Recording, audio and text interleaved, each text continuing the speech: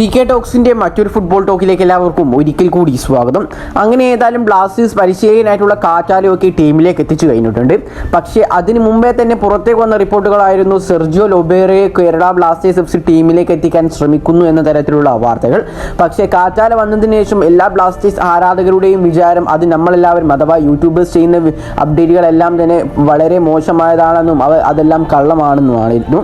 ഏതായാലും നിലവിൽ ഏറ്റവും പുതിയ റിപ്പോർട്ടുകളിൽ നിന്നും അറിയാൻ സാധിക്കുന്നത് പ്രകാരം സെർജിയോ ലൊബേറയും കേരള ബ്ലാസ്റ്റേഴ്സ് FC ടീമിലേക്ക് എത്തിക്കാൻ വേണ്ടി അതിയായി ശ്രമിച്ചിട്ടുണ്ടായിരുന്നു എന്നതാണ്. അപ്പോൾ ഏതായാലും ഇന്നത്തെ ഒരു വീഡിയോയിലൂടെ നമ്മൾ പ്രധാനമായിട്ടും ചർച്ച ചെയ്യാൻ പോകുന്നത് സെർജിയോ ലൊബേറ എന്നുള്ള പരിശീലകൻ എന്തുകൊണ്ട് കേരള ബ്ലാസ്റ്റേഴ്സ് FCയിലേക്ക് വന്നില്ല എന്നുള്ളതിനെ കുറിച്ചും, കൂടാതെ തന്നെ നിലവിലെ ബ്ലാസ്റ്റേഴ്സിന്റെ പരിശീലകനായിട്ടുള്ള കാറ്റാല എന്തുകൊണ്ടായിരിക്കും ബ്ലാസ്റ്റേഴ്സ് തിരഞ്ഞെടുത്തത്, മറ്റ് ISL ക്ലബ്ബുകളുടെ ഓഫർ അദ്ദേഹം എന്തുകൊണ്ട് നിരസിച്ചു എന്നും, കൂടാതെ തന്നെ കേരള ബ്ലാസ്റ്റേഴ്സിന്റെ സൂപ്പർ താരമായിട്ടുള്ള ഹോമി പാമിനെ കുറിച്ചുള്ള ഒരു അപ്ഡേറ്റുമാണ് നമ്മൾ ഈ ഒരു വീഡിയോയിലൂടെ നമ്മൾ പ്രധാനമായിട്ടും ചർച്ച ചെയ്യാൻ പോകുന്നത്.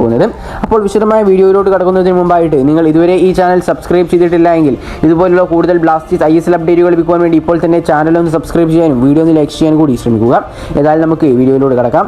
ആദ്യത്തെ അപ്ഡേറ്റ് എന്നുള്ളത് ലൊബേറയെ തന്നെ കുറിച്ചാണ്. നമുക്കറിയാം ഒരുപാട് കാലങ്ങളായി കേരള ബ്ലാസ്റ്റേഴ്സ് FC ഈ ഒരു പരിശീലകനെ ടീമിലേക്ക് എത്തിക്കുവാൻ വേണ്ടി നല്ല രീതിയിൽ തന്നെ നോട്ടമിട്ടിട്ടുണ്ടായിരുന്നു എന്നുള്ളതാണ്. എന്നിരുന്നാൽ കൂടി വരാൻ പോകുന്ന സൂപ്പർ കപ്പിന് മുന്നോടിയായിക്കൊണ്ട് കേരള ബ്ലാസ്റ്റേഴ്സ് FC തങ്ങളുടെ പുതിയ പരിശീലകനായി സ്പാനിഷ് പരിശീലകൻ ഡേവിഡ് കാറ്റാലയെ സ്വന്തമാക്കി കഴിഞ്ഞിട്ടുണ്ട്. ഇപ്പോൾ ഒരു വർഷ കരാറിലാണ് അദ്ദേഹത്തെ കേരള ബ്ലാസ്റ്റേഴ്സ് FCയിലേക്ക് കൊണ്ടുവന്നിരിക്കുന്നത്. ഇപ്പോൾ ട്രാൻസ്ഫർ വിൻഡോയുടെ തുടക്കം മുതലേ കേരള ബ്ലാസ്റ്റേഴ്സ് FCയിലേക്ക് വരുമെന്ന് ഒരുപാട് റൂമറുകളും റിപ്പോർട്ടുകളും വന്ന ഒരാളായിരുന്നു സെർജിയോ ലൊബേറോ എന്ന പരിശീലകൻ. നിലവിലെ ഒഡീഷ FCയുടെ മികച്ച പരിശീലകനായിട്ടുള്ള ഈ ഒരു പരിശീലകൻ കേരള ബ്ലാസ്റ്റേഴ്സ് FC അവസാനം വരെ ടീമിലേക്ക് എത്തിക്കുവാൻ വേണ്ടി ശ്രമിച്ചിട്ടുണ്ടായിരുന്നു. ഇപ്പോൾ ഇതാ സെർജിയോ ലൊബേറോയും കേരള ബ്ലാസ്റ്റേഴ്സ് FCയും തമ്മിൽ നടന്നിട്ടുണ്ടായിരുന്ന ട്രാൻസ്ഫർ നീക്കങ്ങൾ വെളിപ്പെടുത്തിയിരിക്കുകയാണ് ഗെയിൽ നൗ എന്നുള്ള ആ ഒരു മാധ്യമത്തിന്റെ ആ ഒരു എഡിറ്ററായിട്ടുള്ള ആശിഷ് നഗി എന്നുള്ളത്. ഏതായാലും ആശിഷ് നഗിയുടെ റിപ്പോർട്ടുകൾ പ്രകാരം കേരള ബ്ലാസ്റ്റേഴ്സ് FC സെർജിയോ ലൊബേറയെ സ്വന്തമാക്കാൻ 2 കോടിയുടെ വമ്പൻ ഓഫർ ആയിരുന്നു ഒഡീഷ FCക്ക് നൽകിയിട്ടുണ്ടായിരുന്നത് എന്നാണ് നമുക്ക് അറിയാൻ സാധിക്കുന്നത്. ജനുവരി ട്രാൻസ്ഫർ വിൻഡോയിലാണ് ബ്ലാസ്റ്റേഴ്സ് ഈ ഒരു നീക്കം നടത്തിയതെന്നും റിപ്പോർട്ടിൽ പറയുന്നുണ്ട്.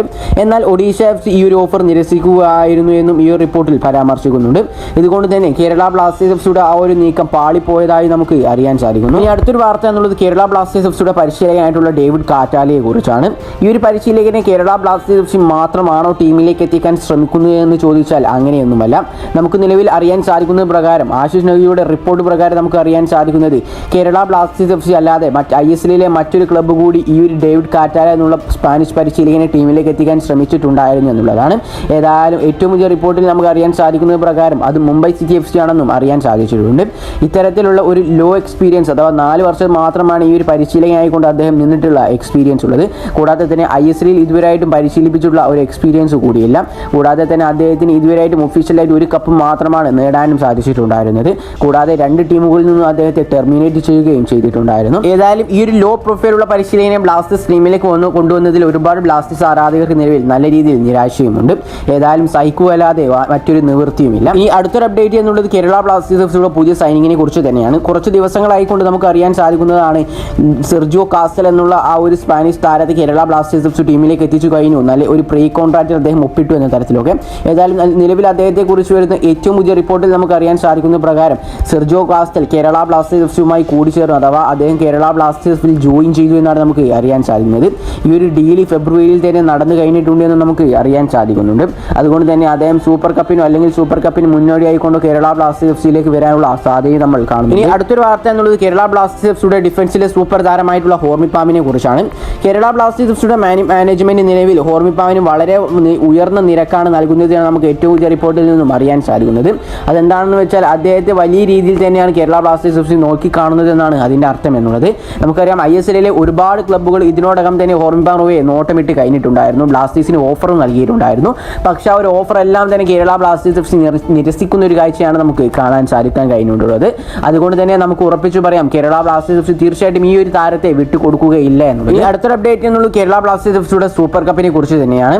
നമുക്കറിയാം സൂപ്പർ കപ്പിന് വേണ്ടിയിട്ടാണ് നിലവിൽ കേരള ബ്ലാസ്റ്റേഴ്സ് FC നല്ല രീതിയിൽ ഒരുക്കങ്ങളൊക്കെ ഒരുങ്ങി കഴിഞ്ഞുകൊണ്ടിരിക്കുന്നത്. കൂടാതെ തന്നെ കേരള ബ്ലാസ്റ്റേഴ്സ് FC എങ്ങനെയെങ്കിലും സൂപ്പർ കപ്പിലെ കപ്പ് നല്ല രീതിയിൽ തന്നെ ലക്ഷ്യം വെച്ചുകൊണ്ട് തന്നെയാണ് ഈ ഒരു മത്സരത്തിന് ഇറങ്ങുന്നതും.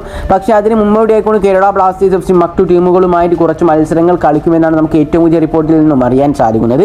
സൂപ്പർ കപ്പിന് വേണ്ടി നല്ല രീതിയിൽ ഒന്ന് തയ്യാറാവാൻ വേണ്ടിയിട്ട് തന്നെയാണ് ആ ഒരു മത്സരം വെച്ചിട്ടുള്ളത് നമുക്ക് അറിയാൻ സാധിക്കുന്നുണ്ട്. അപ്പോൾ ഏതായാലും ഇതിനെല്ലാം കുറിച്ചുള്ള നിങ്ങളുടെ അഭിപ്രായങ്ങൾ നിങ്ങൾ തീർച്ചയായിട്ടും താഴെ ഒന്ന് കമൻറ്റായി രേഖപ്പെടുത്തുക. ഈ ഒരു വീഡിയോ ഇവിടെ അവസാനിപ്പിക്കുക. എത്തിയിരിക്കുകയാണ്. കൂടുതൽ ഐഎസ്എല്ലിനെ കുറിച്ചും കേരള ബ്ലാസ്റ്റേഴ്സിനെ കുറിച്ചുള്ള അപ്ഡേറ്റ് ലഭിക്കുവാൻ വേണ്ടി ഇപ്പോൾ തന്നെ ഈ ചാനൽ ഒന്ന് സബ്സ്ക്രൈബ് ചെയ്യാൻ, വീഡിയോ ഒന്ന് ലൈക്ക് ചെയ്യാൻ കൂടി എല്ലാവരും ശ്രമിക്കുക. അപ്പോൾ മറ്റൊരു ബ്ലാസ്റ്റേഴ്സ് ഐഎസ്എൽ അപ്ഡേറ്റുമായി ഞാൻ വീണ്ടും വരുന്നവരേക്കും എല്ലാവർക്കും ഗുഡ് ബൈ.